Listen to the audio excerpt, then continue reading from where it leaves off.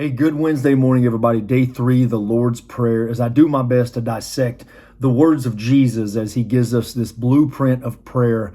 One that I've mentioned, I believe, isn't meant to pray verbatim, but one that Jesus gave us an example of what our prayers should consist of. Giving thanks to the Father, acknowledging our relationship and our unity with the Father. And today we're going to talk about day 3, depending on God, even when we feel as if we're in need of something. During those times of feeling if we're in need of something, we have to depend on God's provision and daily, daily gifts.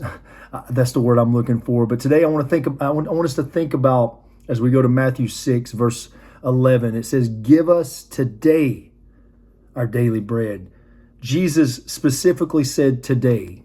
He didn't say, give us today and tomorrow and the weeks on our daily bread. He said, no, give us today, because Jesus reminded us in chapter 6 of Matthew, and if you go and read verses 28 through 34, that we are to think about today. We're not to worry about today, but we're to think about today, because tomorrow is going to bring enough of its own.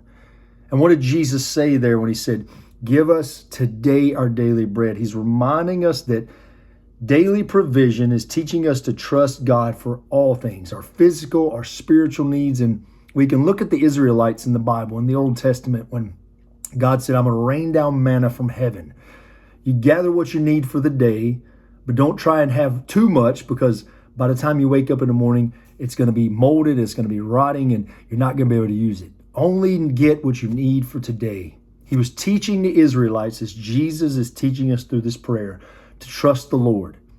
Not only trusting the Lord with our jobs, with our families, but with our health, with the clothes on our back, with the food on our table, with the roof over our head. It's giving it to the Lord and understanding that He is in charge of all things.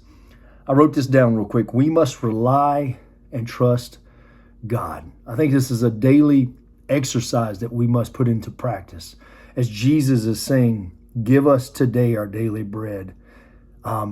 He's reminding us that Jesus, even though he is the Son of God, that he came upon earth as a man that suffered the same things we suffered times 100. But he's the man that was tempted just like we were tempted. And I'm sure there's moments in his flesh when he was thinking, give us today our daily bread. Do you think Jesus was thinking, is there going to be enough for tomorrow? I don't think so, because he had such a relationship and unity with his Father God that he knew that the Lord was going to provide no matter what.